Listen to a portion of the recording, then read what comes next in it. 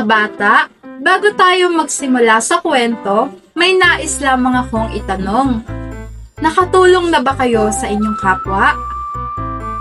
Ano ang naramdaman ninyo? Tama! Masaya talaga sa pakiramdam kapag tumutulong tayo sa iba. May tumulong na rin ba sa inyo noon? Mabuti kung ganon, dahil mas maiintindihan nyo ang aming ikukwento.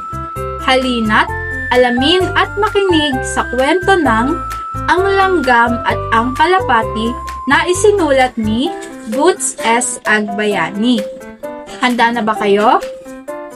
Tara, umpisahan na natin. Isang mainit na hapon sa isang baryo, naghanap ng tubig ang langgam.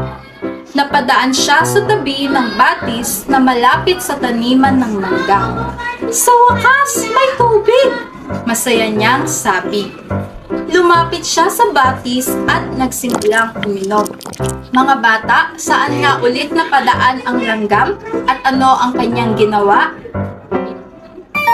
Tama, sa tabi ng batis para uminom. Ngunit dahil madulas ang mga bato, nadulas siya at nahulog sa tubig.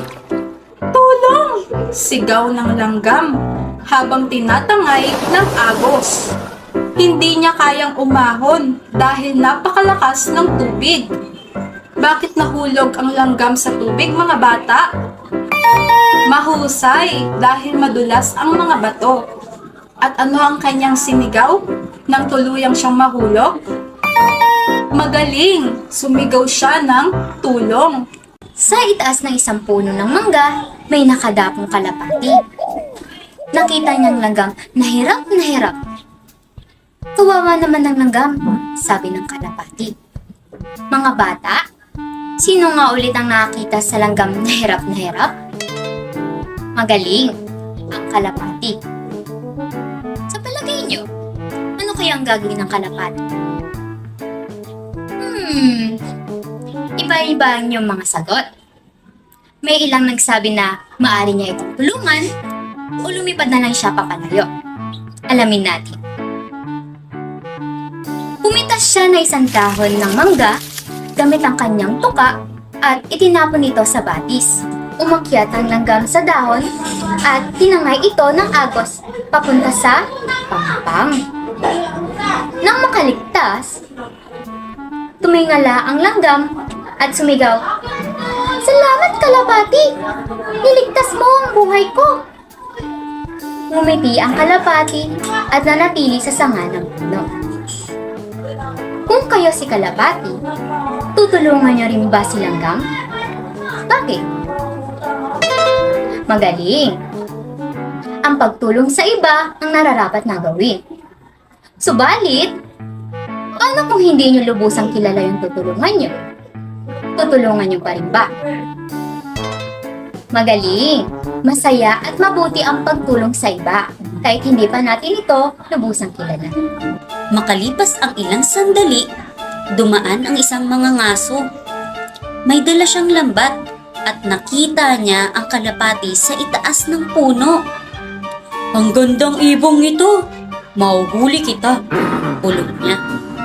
Dahan-dahan siyang lumapit at itinaas ang lambat.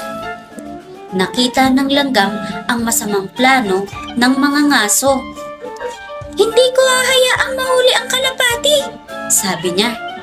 Mabilis niyang nilapitan ang lalaki.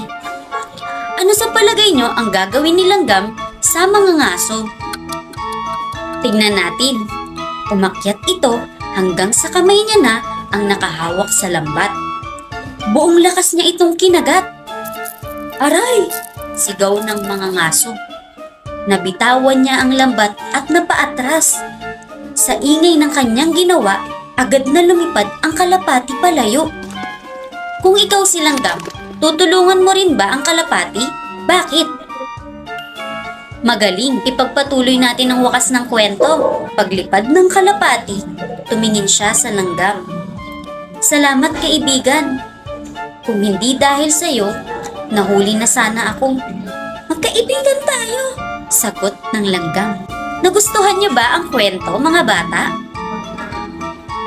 Sige nga, may katanungan ako. Ano ang aral na inyong natutuhan sa ating binasa? Mahusay! Mga bata, naway magamit nyo sa inyong buhay ang aral na inyong napulot sa aming kwento. Ang kabutihan, maliit man o malaki, ay may balik at laging sulit. Kung ano ang itinanim, siyang aanihin.